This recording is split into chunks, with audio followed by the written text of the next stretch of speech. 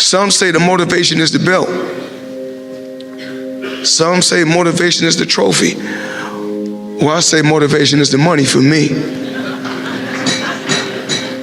Because the money was able to retire my mother, put my dad in a comfortable position, put my kids in the best area.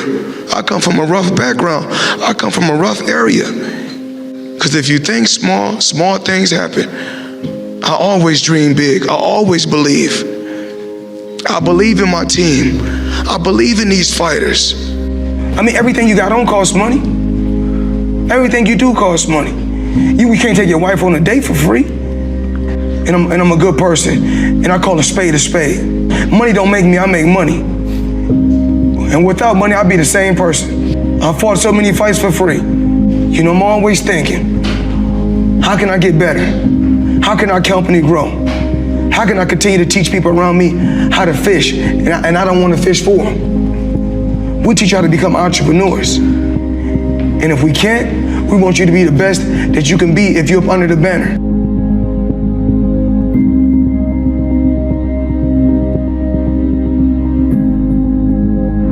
You know, this dream that I had started years and years and years ago. You know, no matter what my dad did, you know, because he done whatever he had to do to give me a finer life, to give me a better life, to give me the best life that he could give me. And everything happens for a reason. Even when my dad was incarcerated and he went away, I still will hear his words in the back of my mind. Continue to work hard. Nothing is gonna come easy. I worked hard. I worked extremely hard to get to this point. And every day I know I'm blessed. I'm truly, truly blessed. And I don't take anything for granted. And nobody in here can take anything for granted.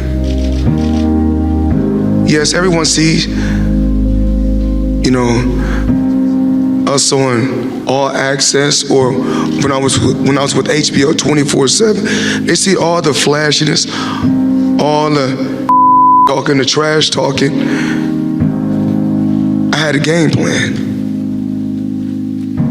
And when I say TBE, it's no disrespect to no legendary champion, because every fighter that's in this room has to feel that he's the best. If not, you in the wrong sport. People don't understand what it takes. These young fighters come in the gym at 4 and 5 in the morning and work and bust their because their ultimate goal is to surpass y'all legends, because they want to become legends. It was written in the history books for all of us to be here today. For me to speak my mind and say what I want to say. For me to speak from the heart. Every day, I would come home and watch every legendary champion. Every champion. Larry Holmes, Sugar Ray Leonard, Marvin Hagler, Mike Tyson, Roberto Duran, Michael Dokes, Eddie Mustafa Muhammad. I mean, this list goes on and on. And I always wanted to, you know, it wasn't one fighter I wanted to be like. Some days I wanted to fight like Leonard. Another day I want to fight like Hagler. But then I want to have a style like Tommy Hearns. But then I want to be a killer like Mike Tyson.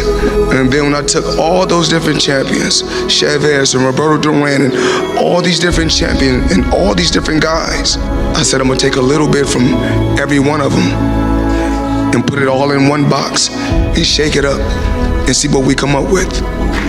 And being a champion, I think that even though I transcended and changed the sport of boxing, but being a champion is not just receiving a lot of money or receiving a belt, because I did it thousands of times for free before I got to this point. I didn't just want to be a fighter. I wanted to learn the business so I could have my own business, so I could have my stable of fighters. We give back, but we don't look to the media to get praised. As long as God know we doing a good deed, because when I go do deeds and I don't glorify it to everyone else, I get blessed when I get in that square circle. That's why I keep winning. And that's what I have to tell every fighter. All you champions, because you don't have to have a belt to be a champion in my eyes. To get something, you have to sacrifice something. And what I did, I put everything aside my whole life. Boxing has always been first. I never focus on anything but the guy that's in front of me. Because when it comes down to it, I always said this for many, many years, the fans cannot fight for you. And one thing I know I can do, I can fight. So the fans, when they shout, scream, I don't worry about nothing. I just, keep my composure and stick to the game plan. Constantly keep coming ahead, pushing him back. When he first come out for the first 20 seconds of the round, when he go back to his corner and he sit down, I said when he come out, he gonna come out for 30 seconds and fight hard, and then he gonna break. And once he break, that's when I'm gonna shoot a hard shot to the body, hit him with a hard shot up top, and keep pushing him back. Remember, I told you guys, weight doesn't win fights. Fighting wins fights. And then, when I said talking doesn't win fights, fighting wins fights. Meaning that when we was on when we was on stage for the weigh-in, I don't have to do no more talking. We fighting tomorrow, so I did enough talking on our tour, basically. So everybody said, "Oh, Mayweather, you was talking on the tour." Okay, I did a lot of talking on tour, but now it's time to fight. And life is priceless, and your health is your wealth. So a lot of times they say, "Floyd, once you stick around boxing, you can make this and you can make that, you can make this." 2 years off, I could have made a ton of money. But remember, your health is your wealth. I never wanted, as far as, making weight. When you asked me about Gervonta Tank making weight, he's young. But when I was young, I think I would have made those same mistakes if I didn't have my father in my life. Just being a coach that was extremely hard on me. I think that if he didn't discipline me in boxing, I don't really know where, how my career would have played out. I didn't want to slack, and I didn't want to seem irresponsible or not disciplined. So that's why I always you got to sacrifice something to get something. So that's why I've always made sacrifices to get to a certain level. And to get to the pinnacle, you got to make sacrifices, and that's what I did. My ultimate goal is to become a $100 million fighter. Once I seen guys like when Mike Tyson, and I seen it myself with my own eyes. When I seen that Bentley at the boxing gym, and I seen that diamond Rolex, I said, I want that. And I knew what it took. So I know when my opponent is asleep, I'm out there at 4 or 5 in the morning, chopping trees, working, to this day. Because I can retire today. I'm well off, very comfortable.